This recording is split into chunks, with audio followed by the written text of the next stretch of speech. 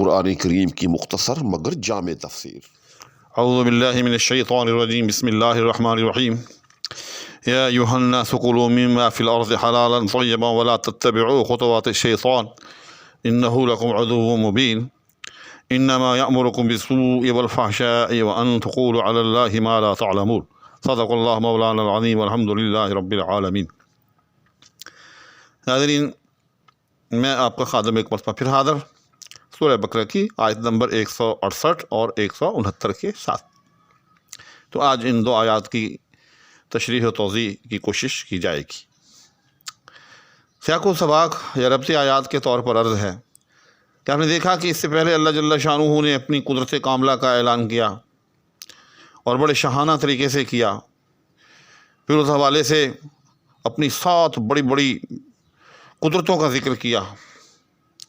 تو جب اللہ جل شانہ نے اپنی قدرتوں کا اس طرح سے بیان کر لیا، پھر اس کے بعد اپنے عشاق کا تذکرہ کیا کہ میرے جو ماننے والے ہیں، جو میرے معتقد ہیں، وہ ہر چیز سے بڑھ کر مجھ سے محبت کرتے ہیں، تو اب اللہ نے حکم دیا کہ یہ سب چیزیں پھر میں نے تمہارے لیے پیدا کی، تو اب کیا کریں؟ آپ خوش رہیں، کھائیں پئیں، بس میری بندگی کریں۔ یعنی اپنی قدرت کاملہ اور اپنی بادشاہت کا اعلان کرنے کے بعد، جس طرح سے جب کوئی بادشاہ حلف اٹھا لیتا ہے تو پھر وہ کچھ مراعات کا اعلان کیا کرتا ہے، یہ ہمارا دنیاوی دستور ہے۔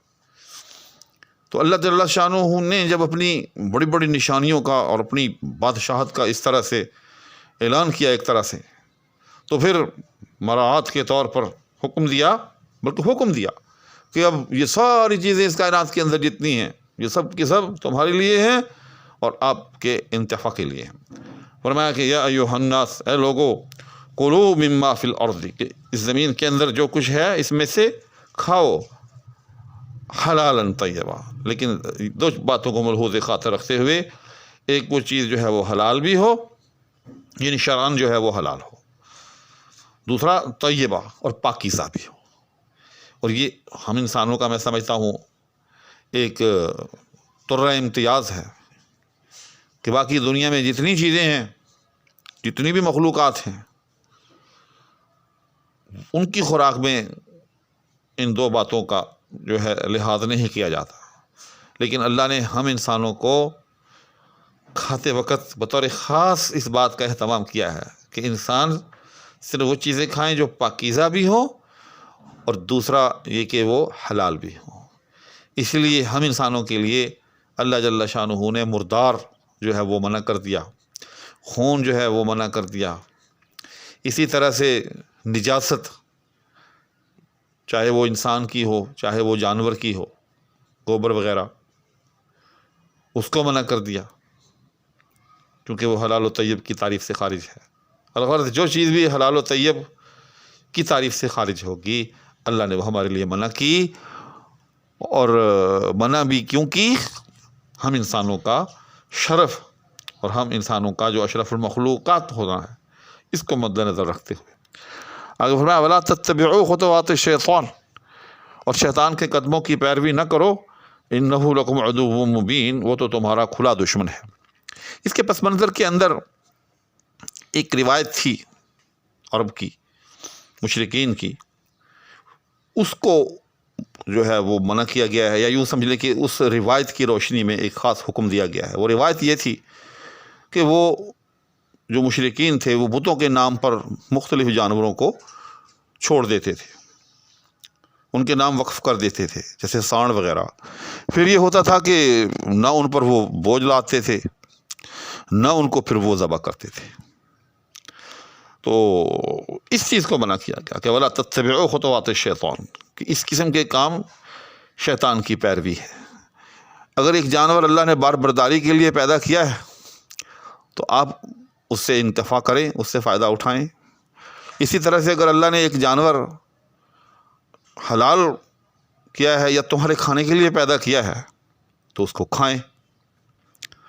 الغرض بتوں کے نام پر کسی چیز کو وقف کرنے سے وہ جانور جو ہے اس طرح سے تمہارے لیے ناجائز نہیں ہوتا جیسے تم سمجھ رہے ہو. وہ تمہارا فعل ناجائز ہے، بلکہ اللہ نے تو وہ چیز یا وہ جانور تمہارے فائدے، تمہارے انتفاع کے لیے پیدا کیے ہیں. اس لیے آیت کے شروع میں آیا کہ کلوا مما فی الارض حلالا طیبا، کہ دو باتوں کو ملحوظ خاطر رکھتے ہوئے زمین کے اندر جو کچھ ہے اس میں سے کھاؤ اور پیو. اور یہ جو عرب کی روایت ہے، اہل عرب کی یا مشرکین مکہ کی، کہ وہ بتوں کے نام پر کچھ جانوروں کو وقف کر لیتے ہیں، پھر ان سے نہ بات برداری کا کام لیتے ہیں، نہ ان کا پھر دودھ جو ہے وہ استعمال کرتے ہیں، نہ ان کا گوشت ہی وہ کھاتے ہیں، نہ ان کو ذبح کرتے ہیں. تو اس چیز سے بچو. اگر فرمایا انما یأمرکم بالسوء والفحشاء، کہ یہ شیطان جو ہے وہ تو تمہیں حکم ہی برے کاموں کا اور بے حیائی کا دے گا یا دیتا ہے. وَأَن تَقُولُوا عَلَى اللَّهِ مَا لَا تَعْلَمُونَ، اور وہ تو تمہیں حکم دے گا یا تمہیں اس بات کا قائل کرے گا کہ تم اللہ کے بارے میں وہ باتیں کہو کہ جو تم حقیقت میں نہیں جانتے. یعنی اپنی طرف سے جھوٹ موٹ کے مسائل، اپنی طرف سے باتیں بنانا اور پھر کہنا کہ یہ اللہ کا حکم ہے. جیسا کہ یہ عصر حاضر میں بھی دیکھا جاتا ہے بالعموم کہ لوگ بعض اوقات اپنی طرف سے ایک بات جو ہے وہ تراش لیتے ہیں اور پھر کہتے ہیں کہ جی قرآن میں ایسا آیا ہے، حدیث میں ایسا آیا ہے. جی یہ شرعی مسئلہ ہے.